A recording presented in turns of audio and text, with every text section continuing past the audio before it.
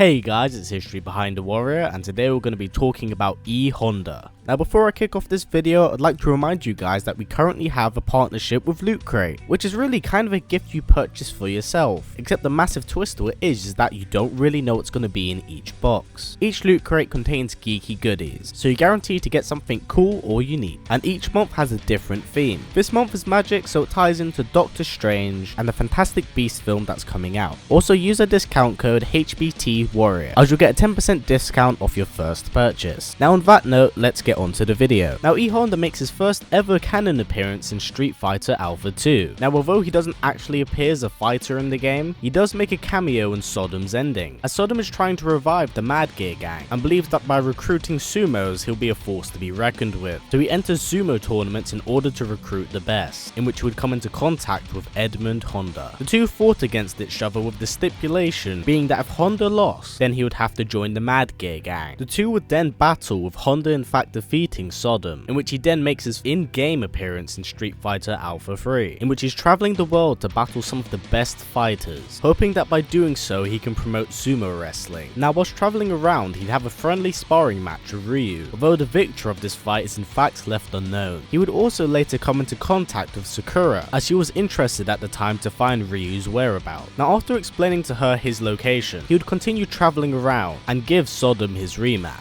His wanderings eventually lead him to Shadowloo's base, where he comes into contact with Zangief. Now the two do play a part in destroying Shadowloo's base, but we don't know specifically what happens. Now after the base is destroyed, E.Honda takes many of the Shadowloo dolls and brings them back home to Japan, where they are allowed to regain their memories and hopefully regain some of their humanity. Now in Street Fighter 2, E.Honda is in fact given more backstory, where we learn that he's been training his entire life to become the world's best sumo wrestler, and is definitely up there, having earned the highest title in the sport. E.Honda would then enter the second World Warrior tournament, as he was upset that the world didn't view sumo wrestling the same way Japan did, so he set out with the hopes of promoting the sport and make it become world renowned. Now another reason he wants to enter the second World Warrior tournament is because it's held by Shadowloo, and recently in Japan a lot of sumo wrestlers have been taking biochemical drugs, and all evidence about these biochemical drugs have linked towards Shadowloo. Now due to Street Fighter 2 being extremely shady in terms of what is canon, we in fact do not know how far E.Honda participated in it, but we are aware that after the tournament and the fall of Shadowloo, Honda does return back to Japan and continue engaging in sumo wrestling matches. Now he doesn't remain in Japan for a very long time, as he travels out to participate in another world fighting tournament. Now during the tournament, he meets up with his old friend Hakan. The two in fact battle each other, with Hakan gaining the upper hand, and E.Honda is defeated. Now during the Shadowloo tournament, the two do come into contact with each other once more, with Honda wanting to get a rematch against Hakan, although the outcome of this battle is still left unknown till now. Now after this, the two encounter El Fuerte, and E.Honda introduces him to some Japanese cuisine in the hopes that he can actually make some good food. Now after the Shadowloo tournament, E.Honda sets his eyes on the Olympics. Now E.Honda really wants sumo wrestling to become a part of the Olympics, so he in fact joins the IOC, and he hopes that by doing this he's able to make sumo wrestling become more world renowned. Now E.Honda has made a few cameos within Street Fighter 5. In Alex's prologue story, where he appears as a hologram alongside Hakan, and in Ibuki's story where she remembers all of the good people that she had met. It's also implied that in Street Fighter 5, E.Honda and Hakan have teamed up in order to search the world for new disciples. Now currently right now there's no teasers for E.Honda actually being in this game, but his character definitely has the availability to break away from whatever he's doing to appear as a member of the second wave of DLC in the game. And on that note, this brings his character profile to a close. Now I've never been a massive fan of E.Honda myself, but I've always appreciated him as a character, so it would in fact be nice to see him come back. My only gripe with the character is that he's not extremely interesting, especially when I've been talking about characters like Evil Ryu, Violent Ken and Shin Akuma in the last few weeks. Now on that note, what would you guys like to see next week? As I'm contemplating between making a video about Cody, or the brainwashed Charlie Nash Shadow, and brainwashed Chun-Li Shadow Lady. Please put down in the comments below. I also want to let you guys know that sometime around next month I am going to start making Tekken making videos again. Now before I wrap up this video, I want to let you guys know about an event that's happening next week Saturday. Myself, Dynasty, True Underdog Gaming and Miss Laura Croft are going to be doing a 24-hour charity stream. All the money accumulated will be going towards a charity called Special Effects, which helps kids who are mentally or physically impaired, allowing them to come together and play video games, helping them make friends and develop social skills. I've contributed £10 towards this charity to hopefully kickstart it. So if possible guys, please contribute towards this, as it's going towards a very good cause and you'll be doing something absolutely fantastic for those young children. So please contribute if possible guys. Now as always, please comment, like, subscribe and share this video with everyone you know. Please take care and I will see you all next time.